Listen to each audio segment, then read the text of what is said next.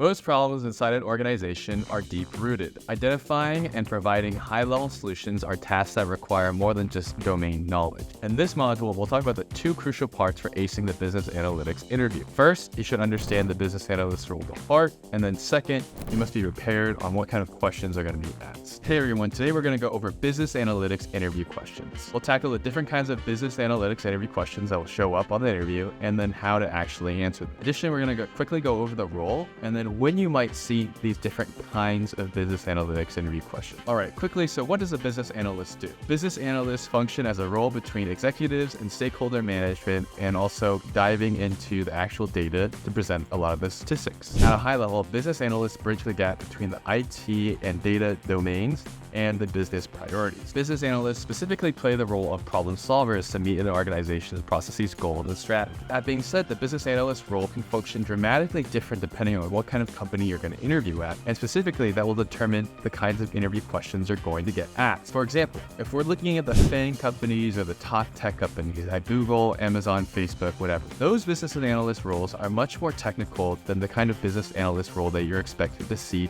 at your local manufacturing company, at a consulting company, or a company like Home Depot that hires business analysts. Not to call out Home Depot, I'm sure it's a great place to work. The main difference is that a lot of these companies have different kinds of tech stack, which means that the business communication kind of role and cross-collaboration part is going to be mostly the same. It's going to be highly different for the actual technical aspects of the job, of which it might exist not at all for some companies and might exist a lot for other kinds of companies. For example, when you interview at Google for a business analyst role, in the actual technical screening, they ask you a lot of SQL interview questions. Additionally, at Amazon, I know for a fact that the business analyst role gets asked 5 different kinds of SQL interview questions, each increasingly harder and harder in difficulty for just their technical screening as well. Whereas, let's say you're interviewing at a company like this one over here called Harris Correction. This company is basically hiring a senior business analyst, but in all their requirements, you don't see anything that says anything about SQL.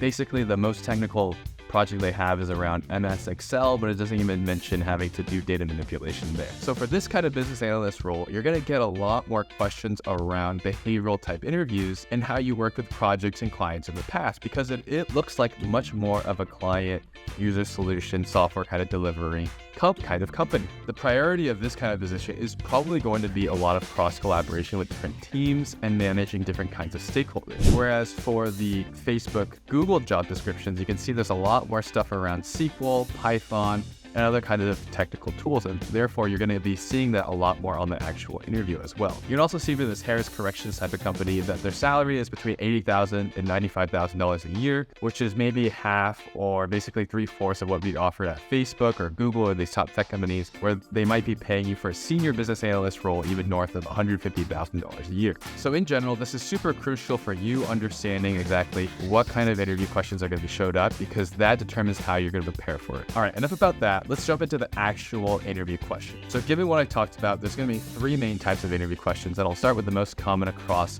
all different kinds of companies, which is the behavioral interview question. Business analyst behavioral questions are going to be highly dependent on the actual situation at hand. And so if you're working with a company that is cross-collaborating with a lot of different people, you're expected to get a lot of questions around how you deal with other people and probably how you deal with conflicts at work. For example, one really common question is, describe a project where you successfully collaborated with a team. This kind of question aims to assess a person's teamwork and collaboration skills. If you're answering this kind of question, you should be demonstrating an ability to work effectively with others and communicate ideas and possibly even lead a team towards a shared goal. Now, if you're an entry-level analyst and you're answering this question, then yes, you can reference a time that you actually collaborated with a team member. But if you're actually interviewing for a senior position here, you really got to make sure that you demonstrate that you led a certain project when answering this kind of question. Here's another really common example behavioral question. Describe a time when you had to manage conflicting requirements from multiple stakeholders. So we know that translating client requests to actual requirements and a spec for team members to work on is a pretty tough task. So you got to talk about your process and how you solve this using a certain kind of process or certain kind of management system when you're working with other people. The question itself examines the candidate's negotiation, prioritization, and interpersonal skills. The candidate's response should highlight how they negotiate and ultimately prioritize requirements based on the project's goals and constraints. Now I want to try and showcase one last harder kind of behavioral interview question. Tell us about an experience where you had to make a crucial decision based on incomplete data. What was the outcome? So here we're talking about how we actually make decisions with incomplete data. And this is a really common scenario in business, right? We don't have all the information in the world to always make sound and good judgment decisions. So again, it's kind of talking about your framework and your process and how you think. Again, this should be where you're actually crafting out a scenario where you reference a time where you can find this kind of scenario in your past and how you basically made that judgment or decision a lot easier. Let's say, for example, a client came to you in the past and they were like, hey, how do I increase sales for my business? You could talk about exactly how you gather that data on your own. You could also talk about how you reference historical kinds or similar businesses and gave them suggestions off of that. But at the end of the day, always use a really common framework. We use STAR, which is situation, task, action, and result. You can check out our video in the description below on how to tackle these kinds of behavioral interview questions using the STAR framework. All right, the second kind of common interview question that you're going to see on a business analyst interview is going to be around case studies. Now, case studies are different from behavioral questions in which they give you more of a hypothetical scenario. They're not asking you to reference your past anymore. They ask you to apply problem-solving techniques to an existing scenario that could be about their business or hypothetical business or some other company. Here's some examples of great case study questions that we can start tackling that I'm pulling from Interview Query. 1. How would you measure the success of acquiring new users through a free trial? So let's say that we offer a subscription where customers can enroll for a 30-day free trial on Netflix. After 30 days, customers will be automatically charged based on the package selected. What metrics can we use to measure the success of this offering? Now, this kind of question is super common, not just for business analytics interviews, but also for product analytics interviews, right? We're measuring the opportunity cost of two different kinds of situations. And so, one, we have to come up with metrics that we can use to really quantify what's actually better for the consumer and for the business. And two, we have to come up with then potentially qualitative metrics, not just quantitative, that also determine, how easy is it to actually implement this system? How much cross-collaboration does it take across a team to do this? How much more revenue are we going to potentially make from this kind of 30-day trial? And how do we measure if the results are good or not? A second common question for more like a business operations analytics role would be, how would you set up a forecast model of a company's revenue for the coming year? Let's say that you work on the revenue forecasting team at a company like Facebook. An executive comes to you asking how much revenue Facebook will make in the coming year. How would you forecast that? So here it's going to be more technical. Now we're talking about revenue forecasting models and your experience probably utilizing them or having that knowledge of how to implement them in process. Generally here, we would probably use some sort of time series revenue forecasting models. Again, there's a lot of different kinds of variables at play here. What kind of new features are we launching in the new year? What kind of priorities do we have as a business? What kind of seasonality is maybe affecting the revenue at certain times? All this could be compiled into a generalized answer for this question. Lastly, we have this question. Let's say that you're a business analyst working on the marketing team of a B2B SaaS company. We're nearing the end of the quarter and missing revenue expectations by 10%. An executive asks the email marketing person to send out a huge email blast to your entire customer list asking them to buy more products. Is this a good idea? Why or why not? Now, obviously, on the face of it, it sounds like a pretty good idea, but there's going to be some negative implications here. How we tackle this is by first understanding the opportunity costs and the trade-offs here, right?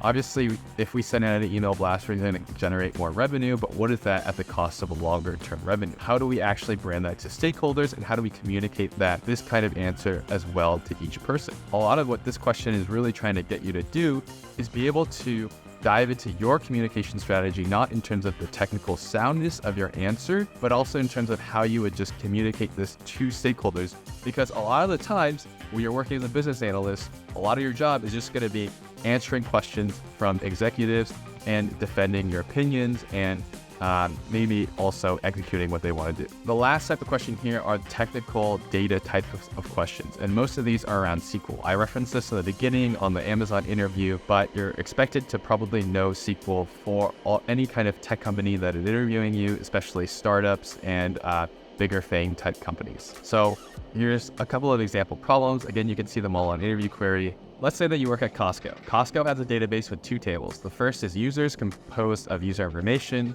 and the second is purchases that has the entire item purchase history for all those users. Write a query to get the total amount spent on each item in the purchases table by users that registered in 2022. So for this kind of question, we're obviously going to have to do a join between the users table and the purchases table to get all the information in one cohesive data set. Then it's pretty clear that we have to apply a where filter on where the registration date is going to equal to 2022, and then an aggregation on the actual price. So we want to group by every single item, and then we want to sum the actual price to actually get this data to see the total amount spent. If you want to try this question for yourself, you can use the link below to try it on Interview Query and run the actual SQL code against it. One last kind of common business analytics question is, let's say we have two tables, transactions and products. Hypothetically, the transactions table has over 1 billion rows of user purchases. We're trying to find paired products that are often purchased together by the same users, such as wine and bottle openers, chips and beer. Write a query to find the top 5 paired products and their names. So this is actually a really hard SQL question, but I really like it because it's more of a case study, because it actually applies how you might think about dealing with real world scenarios, right? Like these kinds of tables that we're dealing with at these big companies have billions of rows, like huge billions of rows. And so not only do you have to run queries, but you also probably have to build aggregation tables and then also find ways to solve business problems like pairing different products together and selling them, because that is an actual value increment for the business. Like this is something that businesses want to do. All right, you reach the end of this video and you're like me and you're like, Jay, I don't really know if I know how to solve every single one of these questions. How do I actually prepare for the business analytics interview that I have coming up? Well, I have the perfect solution for you, and that's exactly why I designed Interview Query. So Interview Query is an all-in-one business analytics interview prep platform that helps you solve across 15 plus different kinds of question categories. We have interactive hints and gotchas for helping you solve each question if you need a hint or you feel like you have an answer and you need a gotcha just to tailor your thinking. It's extremely personalized to your experience and for your interviews coming up. If you have an interview at Google, Facebook, Amazon, or any other company, we have resources on what kind of questions are asked when, and specific guides on how to solve those problems in preparation for your interview. But don't just take my word for it. Here's a real-life testimonial from a business analytics graduate student from the University of Minnesota. I studied a lot of SQL from Interview Query, and that's what helped me get this job. In other interviews, most of the SQL questions were exactly what I solved on Interview Query, and that was really helpful. I also love the data analytics course because it showcased everything from the basics and literally helped me revise my course material as well. So there you have it. Check out Interview Query for your next interview. I guarantee you, if you practice problems over the next 3 months, 1 problem a day, you'll be completely prepared for your interview coming up, and you'll have at least 3 or 4 offers in the door. So check us out. Thanks for watching. Obviously, remember to like and subscribe. If you have any comments, please leave them below. I'd love to respond to them. Bye.